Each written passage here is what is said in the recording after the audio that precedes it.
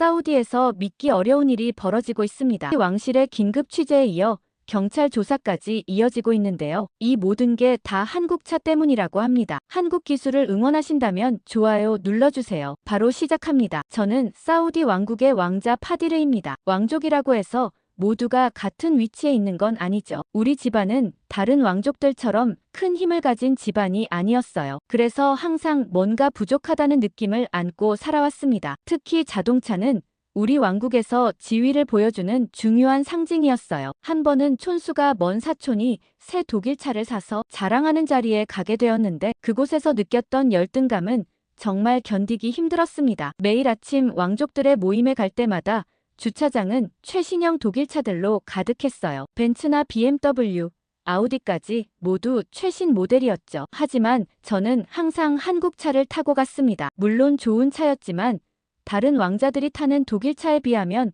뭔가 부족해 보였어요. 독일차가 가진 그 웅장함과 묵직한 엔진 소리는 어떤 차도 따라올 수 없다고 생각했죠. 사촌 왕자 하미드는 제가 매번 같은 한국차를 타고 오는 것을 은근히 비웃곤 했습니다. 그때마다 가슴이 조금씩 아팠어요.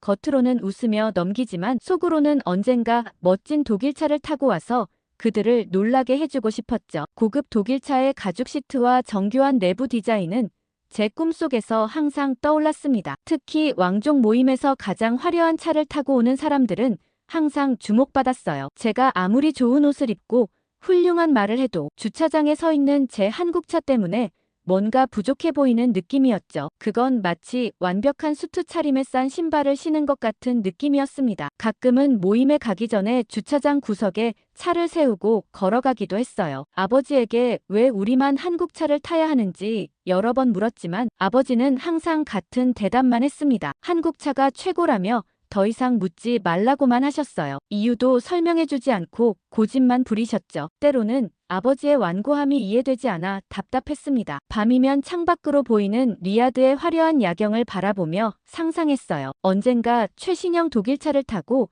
왕족 모임에 나타나는 모습을요. 그들의 놀란 표정을 상상하는 것만으로도 가슴이 뛰었죠. 하지만 현실은 매일 아침 같은 한국차의 시동을 꺼는 것이었습니다. 독일차의 부드러운 시동 소리를 상상하며 한국차의 시동을 끌 때마다 작은 한숨이 나왔어요. 사우디의 뜨거운 태양 아래 주차장에 줄지어 서 있는 독일차들 사이에 홀로 자리한 제 한국차를 볼 때마다 왠지 모를 열등감이 밀려왔습니다. 그건 단순히 차의 문제가 아니었어요. 우리 가문의 위치, 제 자신의 가치에 대한 의문이기도 했죠. 때로는 차가 곧 사람이라는 생각이 들기도 했습니다. 그러던 어느 날 저는 용기를 내어 아버지를 찾아갔습니다. 아버지의 서재는 언제나 무거운 공기로 가득했어요. 두꺼운 커튼을 통해 희미하게 들어오는 햇살 속에서 아버지는 언제나처럼 서류를 살펴보고 계셨죠. 그날만큼은 제 마음을 확실히 전하고 싶었습니다. 남들처럼 독일차를 타고 싶다고요. 아버지께 왜 우리 가문만 한국차를 고집하는지 저도 이제 독일차를 타고 싶다고 솔직하게 말씀드렸어요. 처음에는 늘 그렇듯 한국차가 최고라는 말만 반복하셨습니다. 하지만 제가 계속 이유를 물어보자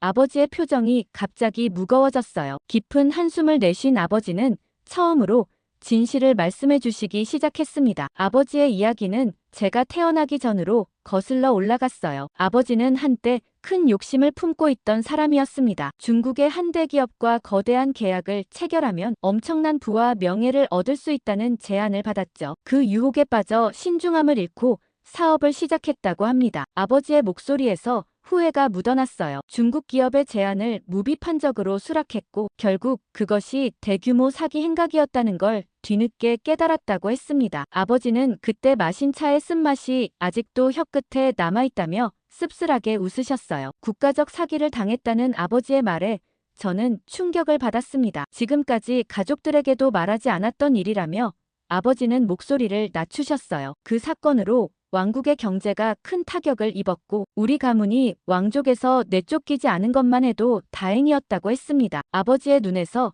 슬픔과 후회가 읽혔어요. 평소 자신감 넘치던 아버지의 모습은 온데간데 없었죠. 저는 그때의 상황을 구체적으로 알게 되었고 아버지의 무책임한 선택이 얼마나 큰 대가를 치렀는지 깨달았습니다. 우리 가문의 위상이 떨어진 이유, 제가 늘 느꼈던 열등감의 원인이 바로 그 사건이었다는 걸 알게 되자 깊은 상실감이 밀려왔어요. 어린 시절부터 느껴왔던 모든 불편함과 소외감이 이제야 이해가 되기 시작했습니다. 아버지는 그때 당시 느꼈던 절망감을 생생하게 표현하셨어요. 왕족으로서의 자존심은 물론 가족의 미래까지 위태로웠다고 했죠. 모든 것을 잃을 뻔한 순간이었습니다. 아버지는 그때 몇 날 며칠을 잠도 못 이루고 해결책을 찾아 헤맸다고 했어요. 고통스러운 기억을 떠올리시는지 아버지의 주름진 이마에 땀방울이 맺혔습니다. 그런데 아버지의 이야기는 거기서 끝나지 않았어요. 아버지의 눈빛이 변하기 시작했죠. 절망 속에서도 한 줄기 희망이 있었다며 아버지는 잠시 서재 창밖을 바라보셨습니다. 그리고 그 희망이 바로 한국인이었다는 놀라운 이야기를 들려주시기 시작했어요. 저는 그 순간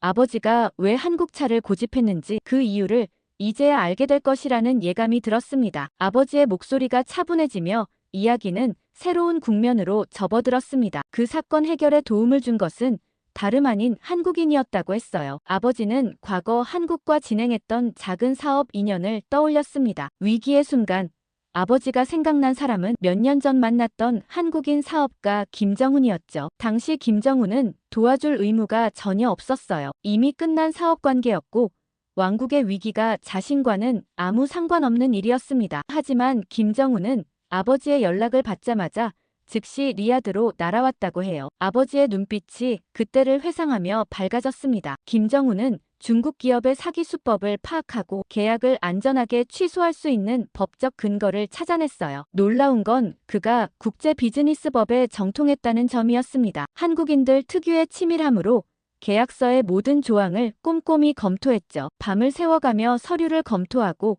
국제 변호사들과 연락하며 해결책을 모색했다고 합니다. 김정훈은 마치 자신의 일처럼 진심을 다해 문제 해결에 몰두했어요. 아버지는 그의 헌신적인 모습에 깊은 감명을 받았다고 했습니다. 특히 인상적이었던 건 김정훈의 문제 해결 방식이었어요. 그는 단순히 법적 허점을 찾는 것이 아니라 양측 모두에게 최소한의 피해가 가는 방향으로 해결책을 제시했죠. 그의 도움이 없었다면 왕국은 물론 우리 가족도 회복하기 어려운 타격을 입었을 거라고 아버지는 말했어요. 김정훈의 전문성은 단순히 지식에서 나오는 것이 아니었습니다. 그는 다양한 문화권에서의 경험을 바탕으로 중동과 아시아, 서구의 비즈니스 관행 차이를 정확히 이해하고 있었어요. 이러한 문화적 감수성이 문제 해결의 열쇠였다고 아버지는 설명하셨습니다. 그는 사우디의 문화와 관습을 존중하면서도 국제적 기준에 맞는 해결책을 제시할 수 있었죠. 가장 놀라웠던 건 김정훈이 어떤 대가도 바라지 않았다는 점이었습니다. 아버지가 보상을 제안했을 때 그는 오히려 부끄러워하며 사양했다고 해요. 진정한 친구는 어려울 때 돕는 것이 당연하다고 말했죠. 한국인들의 정이라는 개념을 설명하면서 한 번 맺은 인연은 평생 소중히 여긴다는 그의 말에 아버지는 깊은 감동을 받았다고 했습니다. 그 사건 이후 아버지는 왕족 내에서 신뢰를 회복할 수 있었어요. 하지만 그보다 더 중요한 건 아버지 마음속에 한국인에 대한 깊은 신뢰가 생겼다는 점이었습니다. 김정훈의 도움은 단순한 비즈니스 관계를 넘어 진정한 의리를 보여준 것이었죠. 한국인들의 약속을 지키는 정신과 의리에 대한 강한 신념이 아버지의 마음을 움직인 것 같았어요. 아버지는 그때부터 한국의 은혜를 갚아야 한다는 생각을 품게 되었다고 했어요. 한 사람의 선행이 국가 전체에 대한 인식을 바꿔놓은 거죠. 이후 아버지는 사우디와 한국 간의 경제 협력을 적극적으로 지원했고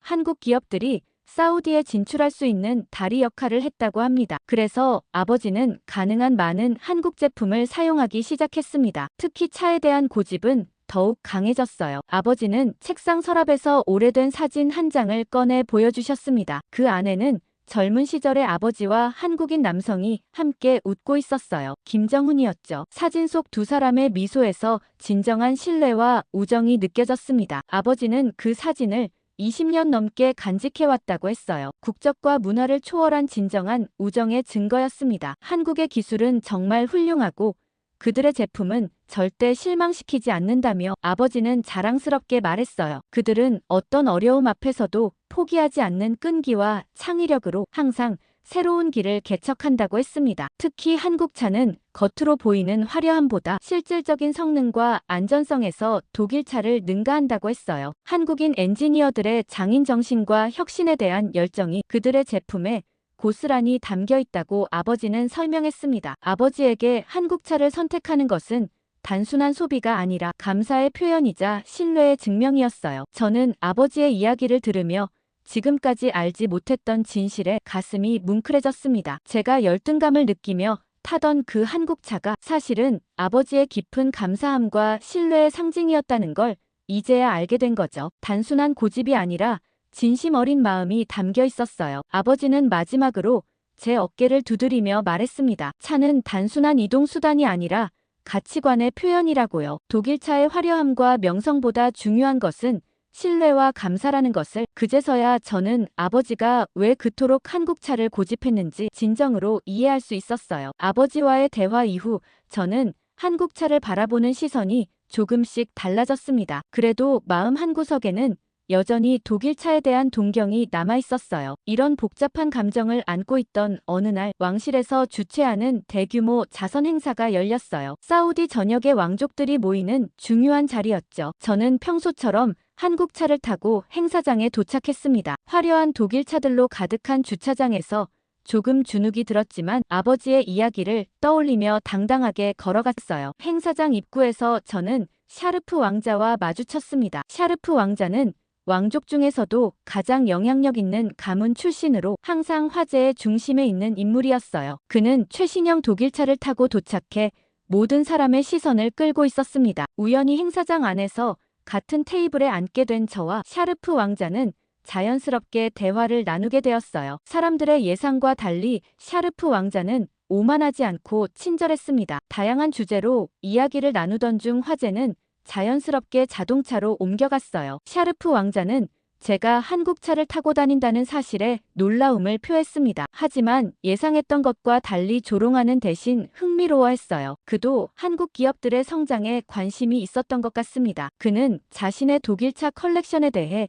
열정적으로 이야기했고 저는 그의 해박한 자동차 지식에 감탄했어요. 대화가 무르익을수록 우리는 의외로 많은 공통점을 발견했습니다. 둘 다 자동차에 대한 관심이 깊었고 최신 기술 트렌드를 좋아했어요. 샤르프 왕자는 제가 생각했던 것보다 훨씬 개방적인 사람이었습니다. 그는 갑자기 흥미로운 제안을 했어요. 다음 날 자신의 독일차로 해안 드라이브를 함께 가자는 것이었죠. 저는 망설임 없이 그 제안을 받아들였습니다. 평소 타보고 싶었던 독일차를 경험할 수 있는 기회였으니까요. 게다가 샤르프 왕자와의 친분은 왕족 사회에서 저희 가문의 위상을 높이는 데도 도움이 될 것이라 생각했어요. 행사가 끝나고 집으로 돌아오는 길, 저는 설렘을 감출 수 없었습니다. 내일의 드라이브를 상상하며 잠들기 전까지 계속 미소를 지었어요. 그동안 동경해왔던 독일차를 직접 경험할 수 있다는 생각에 가슴이 뛰었습니다. 마치 어린아이가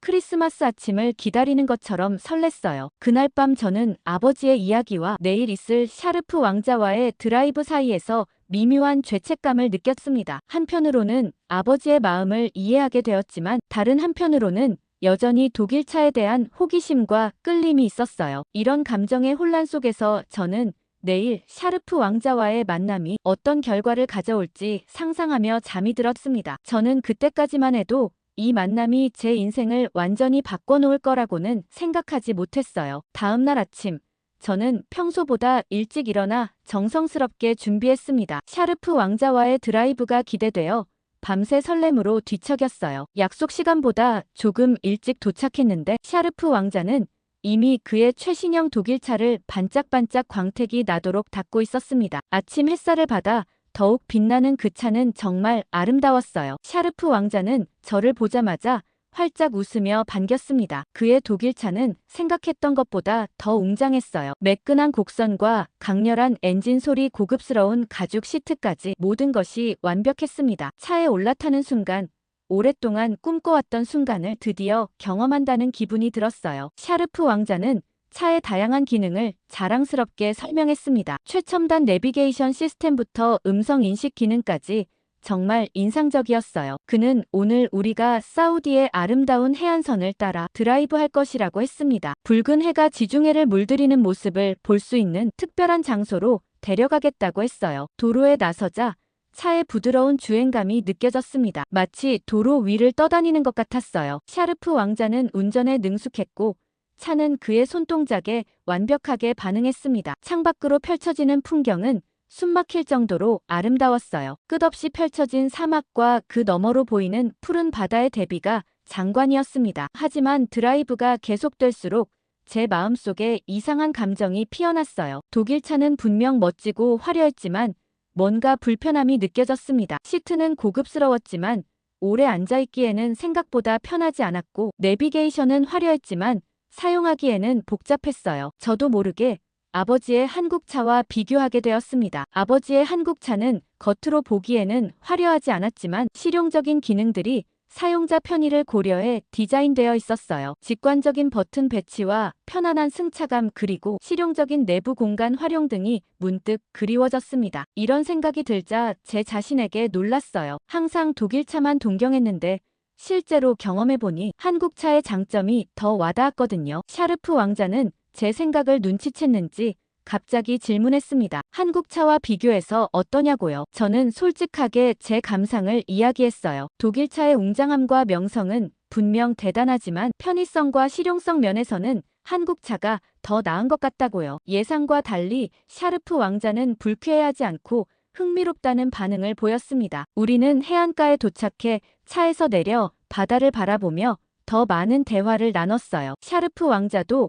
화려함 뒤에 숨겨진 불편함이 있다고 인정했습니다. 그는 독일차의 잦은 정비와 비싼 부품 가격에 대해 불만을 토로했어요. 우리의 대화는 점점 더 깊어졌고 자동차를 넘어 인생의 가치관으로까지 이어졌습니다. 우리는 다시 차에 올라 드라이브를 계속하며 다양한 주제로 이야기를 나눴어요. 그런데 갑자기 앞쪽 도로에서 급한 커브가 나타났습니다. 샤르프 왕자가 핸들을 급하게 꺾었고 그 순간 예상치 못한 일이 발생했어요. 차가 미끄러지기 시작했고 저는 순간 숨을 멈췄습니다. 이게 바로 우리 운명을 바꿔놓을 사고의 시작이었어요. 순간 모든 것이 느려지는 느낌이었습니다. 샤르프 왕자의 독일차가 급커브에서 미끄러지며 제어를 잃었어요. 차는 반대편 차선으로 미끄러져 들어갔고 그곳에는 한 대의 한국차가 달려오고 있었습니다. 충돌은 피할 수 없었어요. 끔찍한 금속음과 함께 두 차가 부딪혔습니다. 에어백이 터지는 소리와 함께 저는 강한 충격을 받았어요. 순간 정신이 몽롱해졌지만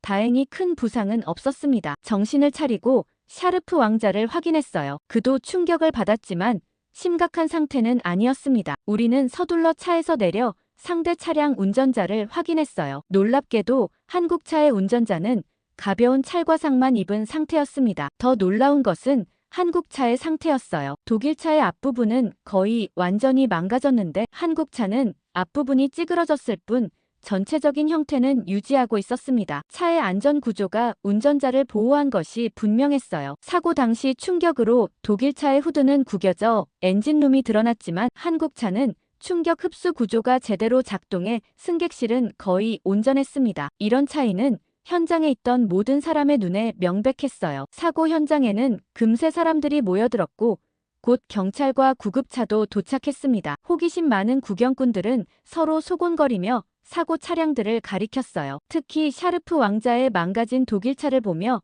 놀라움을 감추지 못했습니다. 왕족의 차가 이렇게 무너진 모습은 보기 드문 광경이었으니까요. 사고 처리가 진행되는 동안 샤르프 왕자의 표정이 점점 굳어졌어요. 그는 자신의 고급 독일차가 한국차보다 더 많은 손상을 입었다는 사실을 받아들이기 힘들어 보였습니다. 그의 자존심이 상한 것이 분명했어요. 몇몇 왕족 관계자들이 현장에 도착했을 때 샤르프 왕자는 그들에게 다가가 격앙된 목소리로 뭔가를 설명하기 시작했습니다. 저는 의료진에게 간단한 검사를 받고 있었는데 샤르프 왕자가 제 방향을 가리키며 뭔가를 말하는 것이 보였어요. 그 순간 모두의 시선이 저에게 향했습니다. 뭔가 불길한 예감이 들었어요. 샤르프 왕자는 급기야 사고 원인의 의문을 제기하기 시작했습니다. 그는 자신의 운전 실력에 문제가 없었으며 독일차의 성능이 갑자기 저하된 것은 이상하다고 주장했어요. 누군가 차에 손을 댔거나 아니면 한국차가 특별히 강화된 것이 아니냐는 의혹을 제기했습니다. 그는 자신을 음해하려는 세력이 있다고까지 말했어요. 더 놀라운 것은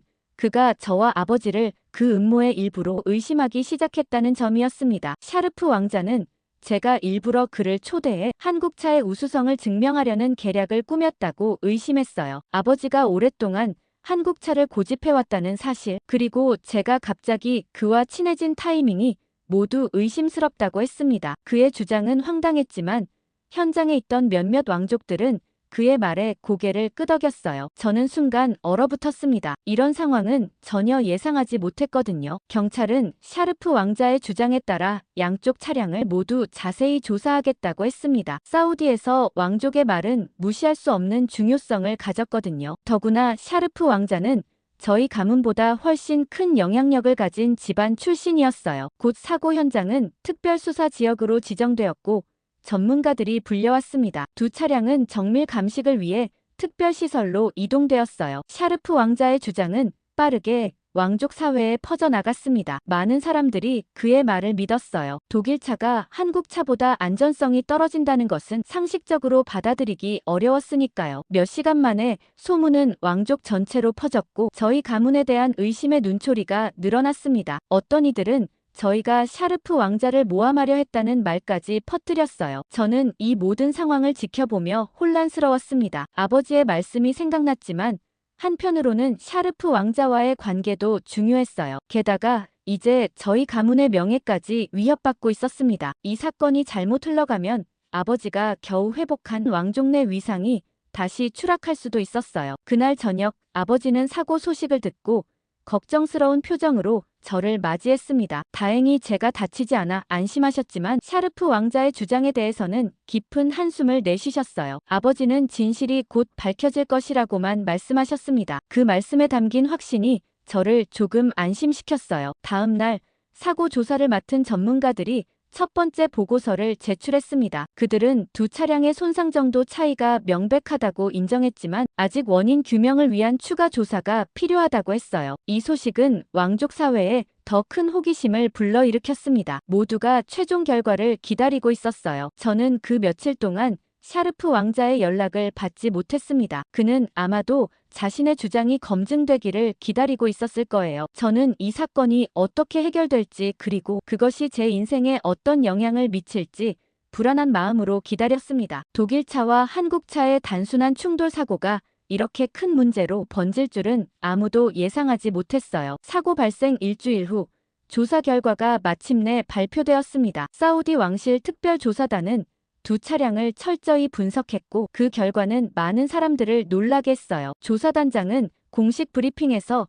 한국차가 특별히 개조되거나 변형된 흔적이 전혀 없다고 발표했습니다. 오히려 그 차량은 표준 모델보다도 약간 구형이었다고 했어요. 또한 조사 결과 저와 아버지가 이 사고와 전혀 관련이 없다는 점도 명확히 밝혀졌습니다. 샤르프 왕자의 의혹과 달리 차량 조작이나 모함 시도의 증거는 전혀 발견되지 않았어요. 오히려 블랙박스 영상과 현장 증거들은 이 사고가 순전히 우연한 사고였음을 증명했습니다. 이 발표에 많은 왕족들은 저희 가문에 대한 의심의 시선을 거두기 시작했어요. 더 놀라운 사실은 한국차의 안전성에 관한 부분이었습니다. 조사 결과에 따르면 한국차는 최신 안전기술이 적용된 구조를 갖추고 있었어요. 특히 충격 흡수 시스템과 승객 보호 구조가 매우 정교하게 설계되어 있었다고 합니다. 차체는 일반적인 도로 상황에서 발생할 수 있는 다양한 충돌 유형을 대비한 안전지대와 크럼플 존이 완벽하게 구현되어 있었어요. 이는 단순히 가격 경쟁력만이 아니라 기술적 우수성을 증명하는 것이었죠. 반면 샤르프 왕자의 독일차는 외관과 엔진 성능에 집중되어 있었고 충돌 시 안전성 면에서는 부족한 점이 발견되었습니다. 특히 고속주행 중 급격한 방향 전환 시 안정성에 문제가 있다는 분석이 나왔어요. 흥미롭게도 이 모델은 유럽에서는 이미 몇 가지 안전성 문제로 리콜 대상이 되었던 차량이었습니다. 이는 제조사가 인정한 설계상의 약점이었다고 합니다. 그러나 이 정보가 사우디에는 제대로 전달되지 않았던 것 같았어요. 조사단은 또한 한국차 제조사의 안전에 대한 철학을 높이 평가했습니다. 그들은 차량 개발 과정에서 안전성을 최우선으로 두고 모든 가격대의 차량에 동일한 안전기술을 적용한다는 점이 인상적이라고 언급했어요. 이는 고급차만 안전하고 저가형 모델은 안전성을 타협하는 일부 유럽 제조사들과 대조적이었습니다. 이 발표는 왕족 사회에 큰 파장을 일으켰습니다. 오랫동안 독일차의 우수성을 당연시해온 많은 왕족들이 충격을 받았어요. 일부는 여전히 조사 결과를 믿지 않았지만 증거는 명백했습니다. 과학적 분석과 데이터는 거짓말을 하지 않았으니까요. 특히 젊은 왕족들 사이에서는 한국차에 대한 관심이 급증했습니다. 저는 조사 결과를 듣고 아버지를 찾아갔습니다. 아버지는 이미 그 소식을 들었는지 차분한 표정이었어요. 아버지는 한국 기업들이 오랫동안 안전성과 실용성을 최우선으로 개발해왔다고 설명해 주셨습니다. 겉으로 보이는 화려함보다 실질적인 가치를 중시하는 철학이 그들의 제품에 담겨 있다고 했어요. 샤르프 왕자는 조사 결과 발표 후 며칠간 공식 석상의 모습을 드러내지 않았습니다. 그의 자존심이 크게 상했을 거라고 생각했어요. 하지만 예상과 달리 그는 일주일 후 공식 성명을 통해 자신의 의혹이 잘못되었음을 인정했습니다. 그것은 왕족으로서 보기 드문 겸손한 모습이었어요. 더 놀라운 것은 샤르프 왕자가 저에게 직접 연락을 했다는 점이었습니다. 그는 저녁 식사에 저를 초대했고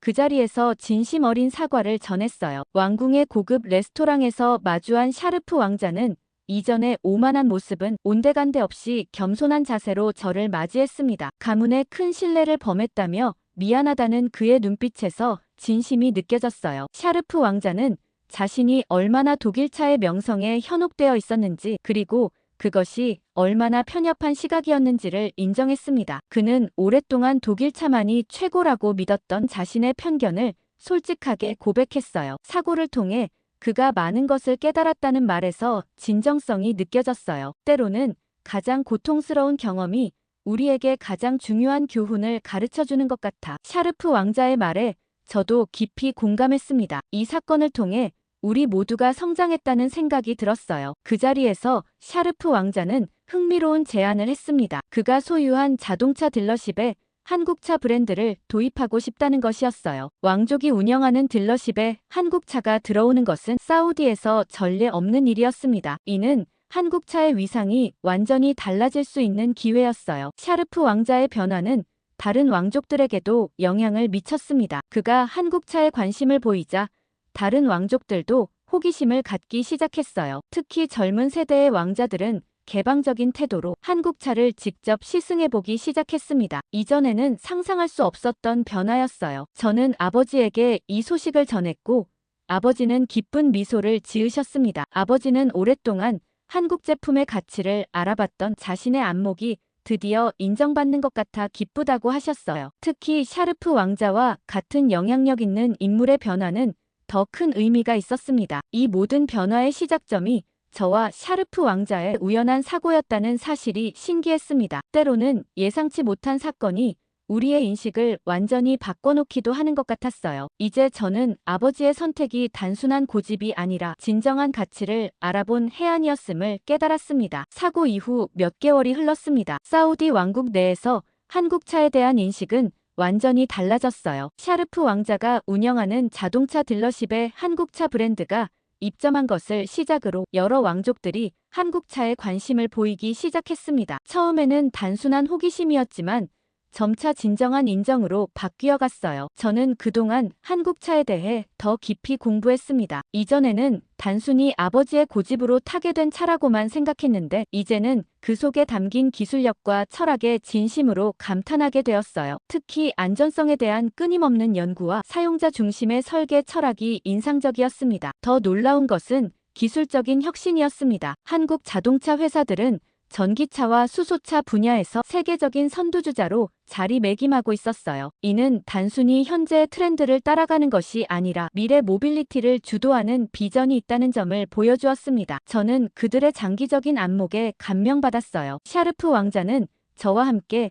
한국 자동차 기업을 직접 방문하자는 제안을 했습니다. 우리는 2주간의 일정으로 한국을 방문했고 그곳에서 자동차 생산 시설과 연구소를 둘러볼 수 있었어요. 직접 눈으로 보니 더욱 놀라웠습니다. 로봇과 사람이 조화롭게 일하는 생산 라인, 끊임없이 새로운 아이디어를 테스트하는 연구소의 모습은 인상적이었어요. 한국 방문 중에 저희는 김정은을 만날 기회도 있었습니다. 아버지의 오랜 친구였던 그는 이제 은퇴한 사업가였지만 여전히 예리한 통찰력을 가지고 있었어요. 그는 한국 기업의 성공 비결은 겸손함과 끊임없는 자기 혁신이라고 말했습니다. 그 말이 깊이 와닿았어요. 사우디로 돌아온 후 샤르프 왕자는 자신의 영향력을 활용해 왕족 사회에 한국차의 우수성을 적극적으로 알리기 시작했습니다. 그의 노력 덕분에 점점 더 많은 왕족들이 한국차를 선택하게 되었어요. 이제는 주차장에 한국차가 줄지어 서 있는 모습이 더 이상 낯설지 않았습니다. 아버지는 이러한 변화를 조용히 지켜보셨습니다. 그리고 어느 날 저에게 말씀하셨어요. 진정한 가치는 시간이 지나면 반드시 인정받는다고요. 아버지의 말씀처럼 오랫동안 과소평가되었던 한국차는 이제 그 진정한 가치를 인정받고 있었습니다. 그것은 단순한 자동차를 넘어 신뢰와 혁신의 상징이 되었어요. 저 자신도 크게 변화했습니다. 예전에는 남들의 시선과 겉모습에 너무 신경 썼지만 이제는 본질적인 가치를 보는 눈이 생겼어요. 그리고 그 과정에서 아버지의 지혜를 깊이 이해하게 되었습니다. 때로는 대중의 인식과 다른 길을 걷는 것도 용기가 필요하다는 것을요. 미국 여론조사 결과가 그야말로 충격적입니다. 미국 국민 90% 이상이 주한미군 철수 반대를 외치고 있는데요. 이 결과는 어느 기자의 주한미군 보도 때문이라고 합니다. 어떤 내용인지 바로 알아보겠습니다. 저는 에린 모건이라고 합니다. 워싱턴 포스트에서 정치 칼럼니스트로 7년째 일하고 있죠. 사람들은 제 칼럼이 날카롭다고 말합니다. 특히 주한미군 철수 문제에 관해서는 더욱 그렇습니다. 미국의 젊은이들이 왜 한반도에서 목숨을 걸어야 하는지 그 질문을 멈추지 않았거든요. 지난 3년간 매주 하나씩 이 주제로만 52개의 칼럼을 써왔을 정도니까요. 오늘도 저는 라디오 방송국 녹음실에 앉아 마이크를 마주했습니다. 매주 목요일 에린의 시선이라는 10분짜리 코너를 맡고 있어요. 오늘의 주제는 주한미군, 과연 필요한가였죠. 이런 날에는 평소보다 말투가 더 강해집니다. 목소리에 힘이 실리고 논리는 더 날카로워지죠. 한국이 이제는 경제적으로나 군사적으로 충분히 자립할 수 있다는 팩트를 나열하고 미국의 아시아 군사 개입이 가져온 비극적 역사를 짚어갔습니다. 한국은 세계 10위권 경제 대국입니다. 더는 미국이 보호할 이유가 없습니다. 이 말을 할 때마다 콘솔 너머에서 프로듀서가 만족스러운 미소를 짓습니다. 청취자 반응도 즉각적으로 들어왔어요. 누군가는 제 말에 열광하고 누군가는 격렬하게 반대하죠. 이런 반응이 저를 움직이게 합니다. 사람들의 생각을 흔드는 일, 그것이 저널리스트로서 제가 추구하는 가치니까요. 방송을 마치고 나오는 길, 휴대폰이 울렸어요. 발신자 표시가 없는 번호였지만 첩보일 수 있으니 전화를 받았습니다. 미 국방부 정보 담당자라는 남자가 저에게 은밀한 제안을 했어요. 주한미군 철수에 대한 여론을 본격적으로 형성할 필요가 있으며 특히 최근 포천에서 발생한 앤드류 톰슨 병장의 사망 사건을 계기로 삼으라는 내용이었습니다. 그의 말은 명확했어요. 국방부 내부에서도 철수를 원하는 목소리가 있다는 것, 그리고 저를 통해 그 여론을 조성하고 싶다는 뜻이었죠. 공식적으로는 말할 수 없지만 이제는 철수할 때가 되었다는 신호였습니다. 그는 제가 오랫동안 철수를 주장해온 강력한 목소리였기 때문에 저를 선택했다고 덧붙였어요. 차 안에 앉아 창밖을 바라보며 생각에 잠겼습니다. 얼마나 많은 젊은 미국인들이 타국의 땅에서 목숨을 잃었을까요? 베트남과 이라크, 또 아프가니스탄, 그리고 이제 한국까지. 이런 희생이 과연 미국의 안보에 얼마나 기여했을까요? 냉전이 끝난 지 오래됐고 한국은 더 이상 보호받아야 할 약한 나라가 아닙니다. 그들은 스스로의 안보를 책임질 수 있을 만큼 강해졌어요. 명분이야 충분하죠. 누군가 또 죽었으니까요. 제 입에서 나온 말에 스스로도 놀랐습니다. 차가운 현실주의자가 되어버린 제 모습이 낯설게 느껴졌어요. 하지만 이것이 진실이었습니다. 국제 정치는 결국 이해관계의 싸움이고 저는 그 안에서 옳은 방향을 가리키는 나침반이 되고자 했어요. 주차장을 빠져나오며 미국 전역에 퍼질 목소리를 상상했습니다. 한국에서 다시 한번 미군이 사망했다. 이제는 철수할 때다. 더 이상의 희생은 없어야 한다. 제 기사가 가져올 파장을 그려보니 가슴이 뜨거워졌습니다. 이것은 단순한 취재가 아니라 역사를 바꾸는 작업이 될 것이었죠. 그날 저녁 모든 뉴스 채널에서는 같은 소식을 전하고 있었습니다. 포천에서 진행된 한미연합야간훈련 중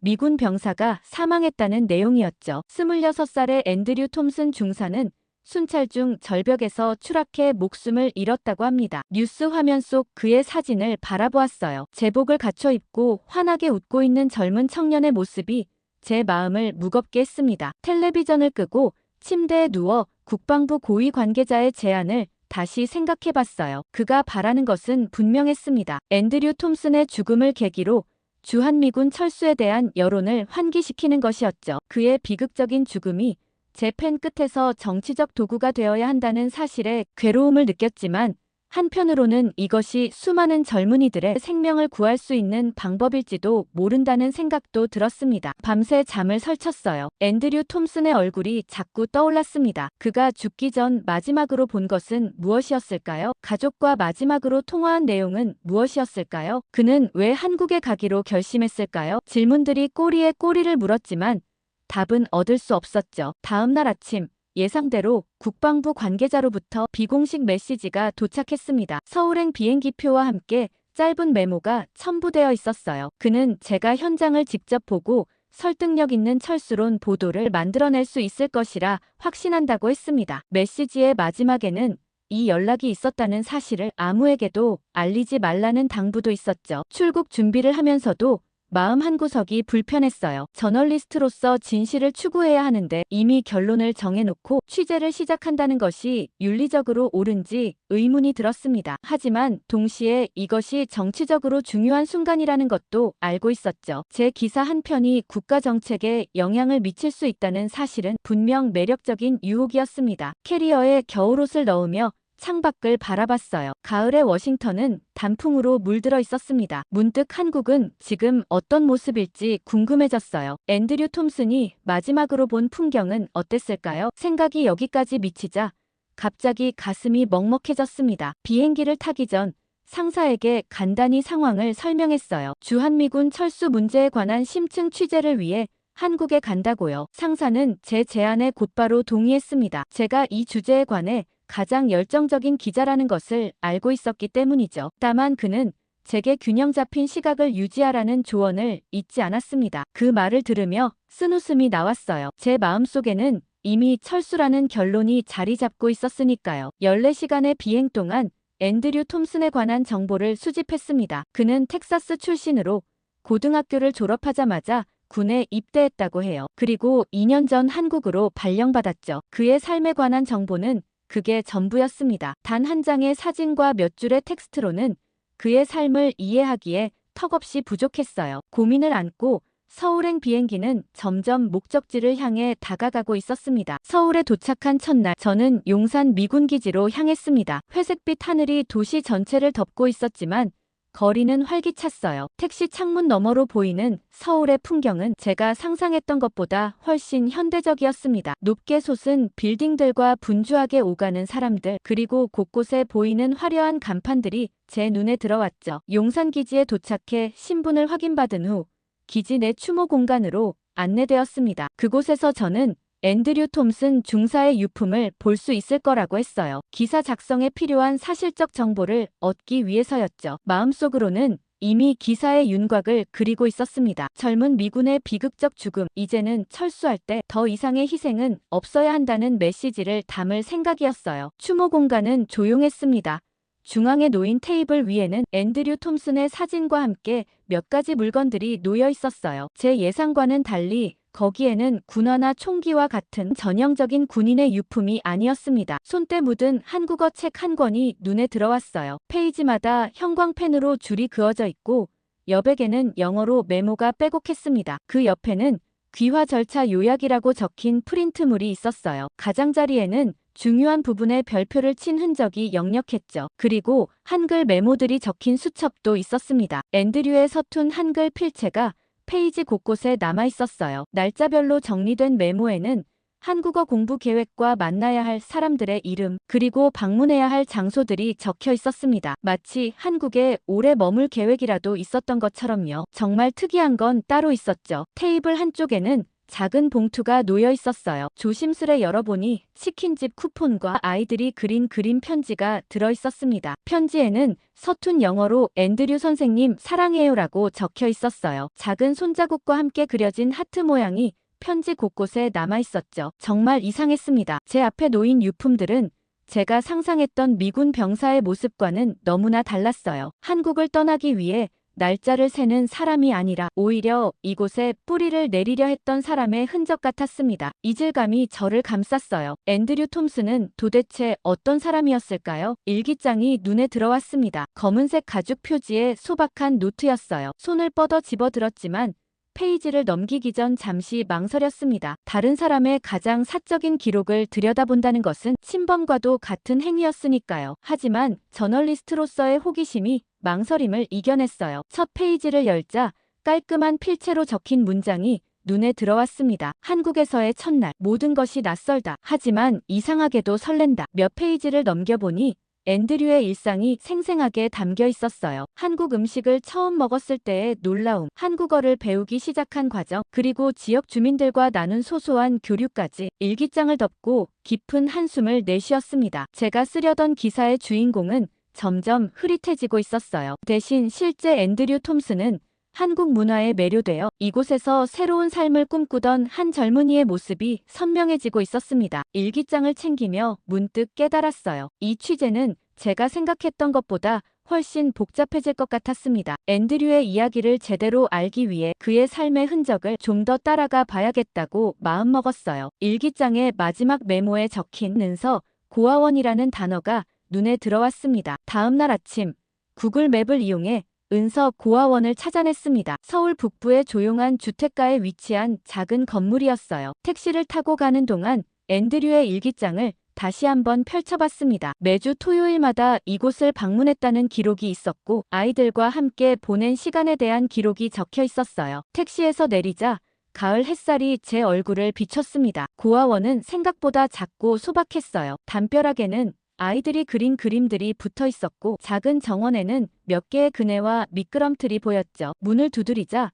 조용한 발걸음 소리가 들려왔어요. 문을 연 여성은 40대 중반쯤 되어 보였습니다. 단정한 차림새와 부드러운 눈매가 인상적이었어요. 저는 워싱턴 포스트 기자라고 자신을 소개했습니다. 앤드류 톰슨 중사에 관한 취재를 하고 있다고 했더니 그녀의 눈가에 슬픔이 번졌어요. 박은서 원장이라고 자신을 소개한 그녀는 저를 안으로 안내했습니다. 고아원 내부는 따뜻한 분위기였어요. 벽에는 아이들과 함께 찍은 사진들이 걸려 있었고 그 중에는 앤드류가 함께한 사진도 여럿 있었습니다. 소박한 사무실로 들어가 앉자 원장은 차분한 목소리로 앤드류의 이야기를 들려주기 시작했어요. 앤드류는 약 2년 전부터 매주 토요일마다 고아원을 방문했다고 합니다. 처음에는 단순한 봉사활동으로 시작했지만 점차 아이들과 깊은 유대감을 형성했죠. 그는 아이들에게 영어를 가르치고 함께 김밥을 만들고 때로는 그저 함께 놀기도 했답니다. 박은서 원장의 말에 따르면 앤드류는 아이들에게 특별한 존재였어요. 아이들은 그를 앤드류 삼촌이라고 불렀다고 했죠. 사무실 한쪽에 걸린 사진이 눈에 들어왔습니다. 앤드류가 아이들 몇 명과 함께 웃고 있는 모습이었어요. 그의 얼굴은 제가 뉴스에서 봤던 딱딱한 군인의 모습이 아닌 밝고 생기 넘치는 청년의 얼굴이었습니다. 사진 속 앤드류는 완전히 다른 사람처럼 보였어요. 박은서 원장은 계속해서 이야기를 이어갔습니다. 앤드류가 한국어를 열심히 공부하고 있었다는 얘기, 한국 문화에 깊은 관심을 보였다는 얘기들이었죠. 저는 용산기지에서 발견한 귀화시험 관련 메모를 언급했습니다. 은서 원장은 그 말에 고개를 끄덕이며 미소 지었어요. 앤드류는 한국에 계속 살고 싶어 했다고 합니다. 진지하게 귀화를 준비하고 있었고 때로는 박은서 원장에게 귀화 절차에 관한 조언을 구하기도 했다고요. 이 말을 듣는 순간 제 머릿속이 혼란스러워졌습니다. 앤드류 톰슨은 제가 기사에서 그리려 했던 인물과는 완전히 달랐어요. 그는 한국을 떠나고 싶어하는 병사가 아니라 오히려 이곳에 뿌리내리고 싶어 했던 사람이었습니다. 주한미군 철수론의 상징으로 삼으려 했던 인물이 오히려 한국에 남고 싶어 했다니 아이러니했죠. 박은서 원장은 앤드류의 죽음 소식을 들었을 때의 충격과 슬픔에 대해 이야기했습니다. 아이들도 매우 힘들어했다고 해요. 특히 앤드류가 가장 친하게 지냈던 지민이라는 아이는 며칠째 말을 잘하지 않는다고 했습니다. 은서 원장의 사무실을 나오면서 고아원 뒷뜰을 지나게 되었어요. 그곳에서 아이들이 놀고 있었습니다. 한 아이가 제게 다가와 제가 누구인지 물었어요. 앤드류 삼촌의 친구라고 답하자 아이는 잠시 저를 바라보더니 앤드류 삼촌이 언제 다시 올 거냐고 물었습니다. 그 순간 가슴이 무너지는 듯한 감각이 들었어요. 무슨 말을 해야 할지 몰랐습니다. 고아원을 나오면서 마음이 무거워졌습니다. 앤드류 톰슨이라는 사람은 단순한 주한미군 병사 이상이었어요. 그는 이 작은 고아원의 아이들에게 앤드류 삼촌이었고 한국에서 새로운 삶을 꿈꾸던 평범한 청년이었습니다. 이제 저는 어떤 기사를 써야 할지 혼란스러웠어요. 미 국방부가 원하는 기사는 분명 이런 것이 아니었을 테니까요. 고아원에서 나와 서울의 거리를 걷는 동안 마음속이 복잡했습니다. 가을 햇살이 도시의 모든 것을 선명하게 비추고 있었지만 제 마음속은 여전히 안개가 가득했어요. 앤드류 톰슨이라는 인물의 실체가 제가 그리려 했던 모습과 너무나 달랐기 때문이었죠. 카페를 발견하고 들어가 뜨거운 아메리카노를 주문했습니다. 창가에 앉아 지나가는 사람들을 바라보며 생각에 잠겼어요. 1시간쯤 지났을까요? 박은서 원장이 전화를 걸어왔습니다. 제가 떠난 후에야 앤드류가 썼던 메모장 한 권을 더 발견했다며 이것도 함께 봐달라고 하더라고요. 진정한 앤드류의 모습을 알고 싶다면 도움이 될 거라고 했죠. 저는 즉시 다시 고아원으로 향했습니다. 박은서 원장으로부터 메모장을 건네받고 난 후 원장님은 제 앞자리에 앉아 조심스레 한 가지 에피소드를 꺼내기 시작했습니다. 앤드류가 한국 귀화를 결심하게 된 계기가 있었다고 해요. 작년 겨울 앤드류가 지하철을 타고 가던 중 한 노인이 갑자기 쓰러졌답니다. 그 순간 주변에 있던 모든 한국인들이 즉시 달려와 도왔다고 해요. 누군가는 구급차를 불렀고 또 누군가는 노인을 편안하게 눕히고 다른 이는 가방을 베개 삼아 받쳐주었죠. 박은서 원장의 말에 따르면 앤드류는 그날 이후 한국 사회에 깊은 관심을 갖게 되었다고 합니다. 미국에서는 볼 수 없는 공동체 의식과 타인에 대한 배려가 그를 감동시켰다고 했어요. 군인이 아닌 한 명의 시민으로서 한국 사회의 따뜻함에 마음을 빼앗긴 것이었죠. 박은서 원장은 앤드류가 종종 한국과 미국의 차이점에 대해 이야기했다고 덧붙였습니다. 한국은 겉으로는 차갑고 바쁘게 보이지만 실제로는 깊은 정과 배려가 흐르는 사회라고 느꼈다고 해요. 미국의 개인주의와는 다른 우리라는 개념에 매료되었다고 했죠. 박은서 원장이 자리를 뜬 후 저는 그녀가 건네준 메모장을 펼쳐보았습니다. 첫 페이지에는 앤드류의 단정한 필체로 쓰인 문장이 눈에 들어왔어요. 이 나라는 내가 필요하다고 느끼게 해준다. 이 문장을 읽는 순간 제 안에 있던 무언가가 흔들리는 느낌이 들었습니다. 계속해서 페이지를 넘기자 앤드류의 한국 생활이 더 생생하게 그려졌어요. 그는 단순히 임무를 수행하는 군인이 아니라 이 사회에 진정으로 녹아들고자 했던 사람이었습니다. 메모장에는 앤드류가 경험한 소소한 일상들이 담겨 있었어요. 처음으로 혼자 주문한 삼겹살, 버스 기사님과 나눈 서툰 한국어 대화, 동네 할머니가 건네준 귤의 달콤함까지 그가 한국에서 보낸 시간은 단순한 근무 기간이 아니라 새로운 문화와 사람들을 만나며 자신을 확장해 나가는 여정이었던 것 같았습니다. 특히 인상적이었던 것은 앤드류가 쓴 한국에서 배운 것들 목록이었어요. 그는 한국인들의 예의와 배려, 어르신에 대한 공경, 음식을 나누는 문화 등을 자세히 관찰하고 기록해 두었습니다. 마치 한국 문화의 정수를 자신의 것으로 흡수하고 싶었던 것처럼요. 고아원을 나와 서울의 거리를 걷는 동안 제 마음속에는 혼란이 가득했습니다. 앤드류 톰슨을 통해 주한미군 철수론을 강화하려 했던 며칠 전에 제 계획이 무색해졌어요. 그는 철수해야 할 이유가 아니라 오히려 두 나라 사이의 깊은 인간적 연결을 상징하는 인물이었습니다. 해가 저물어가는 서울의 하늘을 올려다보며 생각했습니다. 저는 그의 발자취를 더 따라가기로 결심했습니다. 진실을 알고 싶었어요. 정치적 목적이 아닌 한 인간으로서 앤드류 톰슨의 이야기를 제대로 듣고 싶었습니다. 호텔로 돌아온 저는 침대에 앉아 앤드류가 남긴 기록을 다시 펼쳐보았습니다. 마음속에는 여전히 혼란이 가득했어요. 일기장을 넘기던 중 사진 한 장이 미끄러져 나왔어요. 작은 한옥방 안에서 찍은 사진이었습니다. 앤드류를 중심으로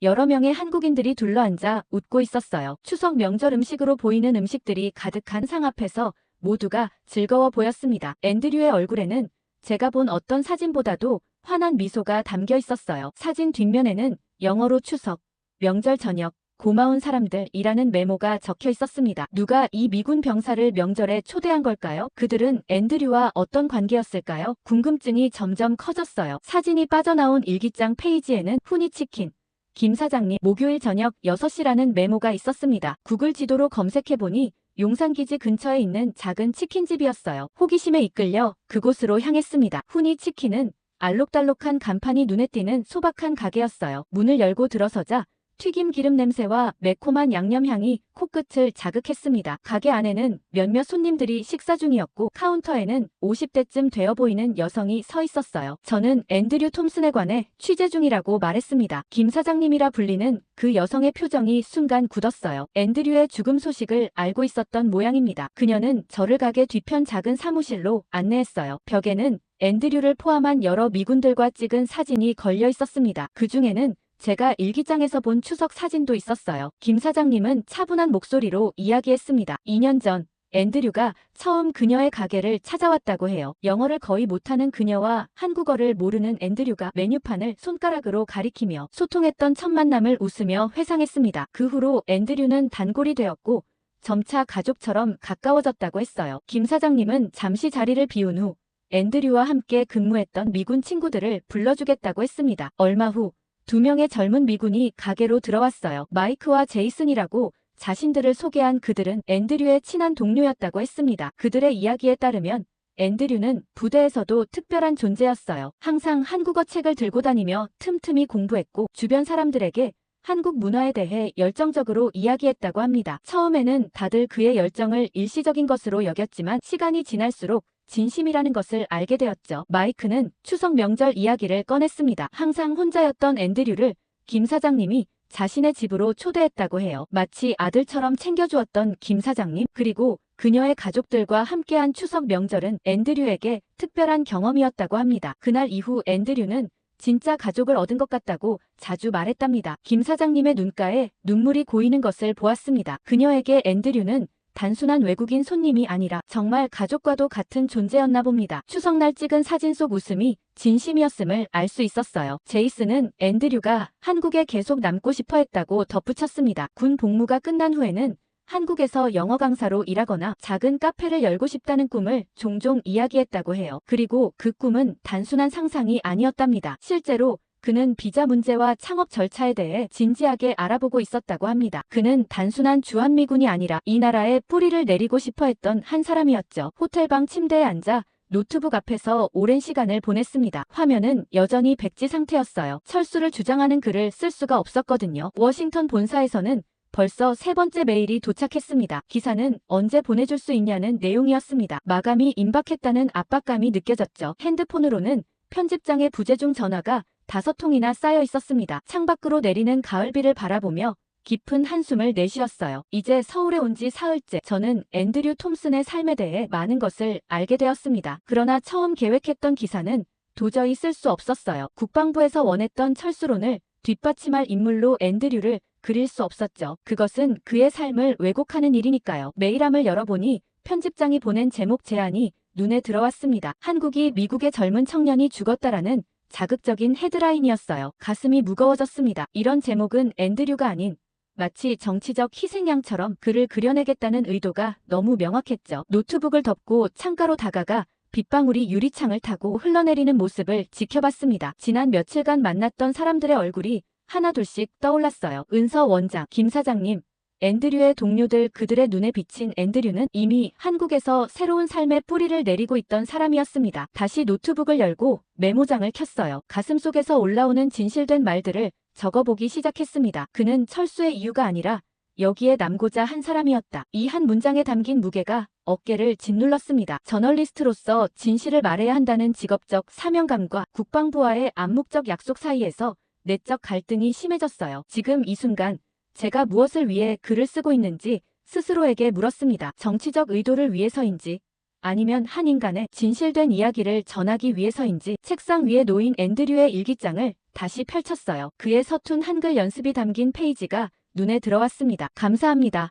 정이 많은 사람들, 내 2번째 고향, 이런 단어들을 그가 정성스레 써내려간 흔적이 마음을 울렸죠. 빗소리가 점점 거세졌어요. 마치 저에게 무언가를 말하려는 듯했죠. 처음부터 다시 생각해보기로 했습니다. 정치적 목적이 아닌 앤드류라는 사람의 이야기를 정직하게 전하는 것, 그것이 저널리스트로서 해야 할 일이었어요. 마음속의 갈등은 여전했지만 이제 무엇을 해야 할지는 조금 더 명확해졌습니다. 진실을 전하는 것, 그것이 무엇보다 중요했어요. 국방부와의 약속, 편집장의 기대, 그런 것들보다 더요. 새벽녘 마침내 제목을 정했습니다. 한 병사의 삶. 앤드류 톰슨은 왜 한국에 남기로 결심했나? 이 제목은 편집장이 원하는 것도 국방부가 기대하는 것도 아니었지만 앤드류의 진실된 이야기에 가장 가까웠습니다. 하지만 다음날 아침 일찍 노트북에서 화상통화 알림음이 울렸습니다. 워싱턴 본사의 최고 편집장인 마이클 하퍼였어요. 그의 굳어진 표정만 봐도 상황이 심각하다는 것을 직감할 수 있었습니다. 창밖으로는 서울의 아침 풍경이 펼쳐지고 있었지만 제 마음속은 이미 폭풍 전야와 같았죠. 마이클은 인사도 생략한 채 곧바로 본론으로 들어왔습니다. 제가 아직 기사를 보내지 않은 이유를 물었고 본사가 얼마나 초조하게 기다리고 있는지 강조했어요. 그의 목소리에는 평소에 없던 긴장감이 실려 있었습니다. 분명 위에서 압박이 있었겠죠. 마이클의 말에 따르면 제가 쓸 기사는 단순한 보도가 아니라 앞으로의 정책 방향에 영향을 미칠 중요한 자료가 될 수 있다고 했습니다. 그는 감성적인 접근보다는 전략적인 시각으로 글을 써야 한다고 강조했어요. 우린 이걸로 청문회 테이블 하나를 뒤집을 수 있어라는 그의 말에서 이 기사에 걸린 정치적 기대를 실감할 수 있었죠. 침묵으로 일관하자 마이클의 어조는 더 날카로워졌습니다. 그는 제가 국방부와 내통하고 있다는 사실을 알고 있으며 그들이 특별한 결과물을 기대하고 있다고 했어요. 마치 제가 이미 약속을 한 것처럼 말이죠. 마음을 진정시키기 위해 다시 앤드류의 유품들을 꺼내 살펴보았습니다. 그의 일기장과 한국어 학습 노트, 그리고 몇 장의 사진들, 그 속에서 앤드류의 삶이 조금씩 더 선명하게 그려졌어요. 그는 단순한 주둔군이 아니라 이 땅에서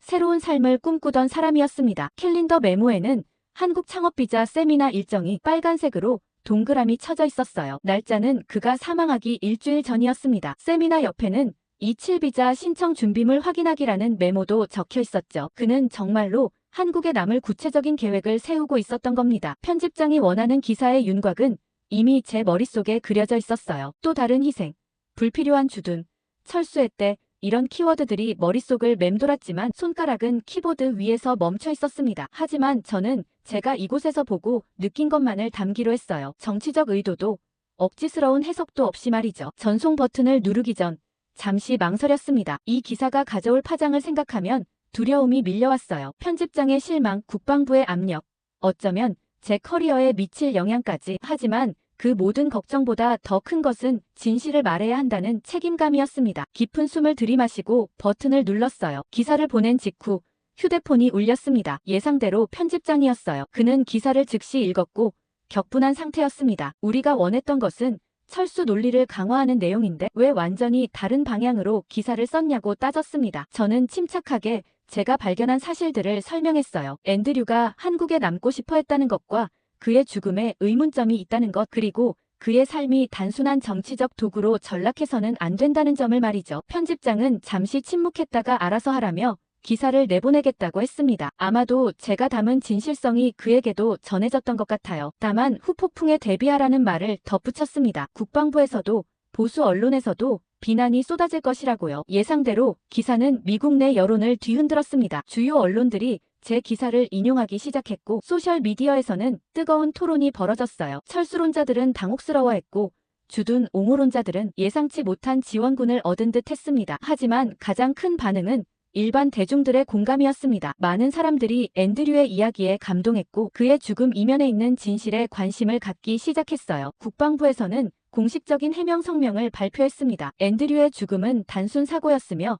안전수칙 문제와는 무관하다는 내용이었어요. 하지만 그들의 급박한 대응이 오히려 의혹을 키우는 결과를 낳았죠. 보수 방송국들은 제 기사를 비난했습니다. 그들은 철수를 원했는데 왜 주둔의 이유를 쓰냐며 분개했어요. 모든 소란 속에서 저는 조용히 앤드류의 유해가 안치된 곳을 찾았습니다. 서울 외곽의 작은 미군 묘지였어요. 그의 묘 앞에 서서 마음속으로 말했습니다. 누군가는 당신을 정치의 도구로 쓰려 했지만 나는 당신을 사람으로 기억하겠다고요. 한국을 사랑했던, 이곳에서 새 삶을 꿈꿨던, 그리고 그 꿈을 이루지 못한 한 청년으로 말이죠. 묘지를 나서는 길에 박은서 원장에게서 전화가 왔습니다. 그녀는 제 기사를 읽었다고 앤드류를 진실되게 기억해줘서 고맙다고 말했어요. 그녀의 목소리에는 슬픔과 감사가 섞여 있었습니다. 아이들도 기사를 통해 앤드류 삼촌의 이야기를 알게 되었다고 했어요. 다음 날 워싱턴으로 돌아가는 비행기에 올랐습니다. 창밖으로 서울의 풍경이 점점 작아지는 것을 바라보며 복잡한 감정이 밀려왔어요. 이번 취재는 제 기자 인생에서 가장 어려운 선택을 해야 했던 순간이었습니다. 정치적 압력과 저널리스트로서의 양심 사이에서 저는 후자를 선택했고 그 결과가 어떨지는 아직 알 수 없었어요. 비행기가 구름 위로 올라갔을 때 제 노트북에 새 기사 초안을 쓰기 시작했습니다. 제목은 앤드류 톰슨의 의문의 죽음, 우리가 알아야 할 진실. 이제 더 깊은 조사를 해야 할 때였어요. 창밖으로 태평양이 펼쳐졌고 저는 처음으로 제가 진정으로 저널리스트가 된 것 같은 느낌을 받았습니다. 정치적 도구가 아닌 진실의 전달자로서 말이에요. 돌아가는 비행기 안에서 앤드류의 일기장 마지막 페이지를 다시 한번 읽어보았습니다. 이 나라는 나를 살게 한다. 내가 꿈꾸던 것보다 더 큰 꿈을 꾸게 한다. 그의 꿈은 중단되었지만 그의 이야기는 계속될 것입니다. 제 펜을 통해, 그리고 그를 기억하는 모든 사람들을 통해 말이죠.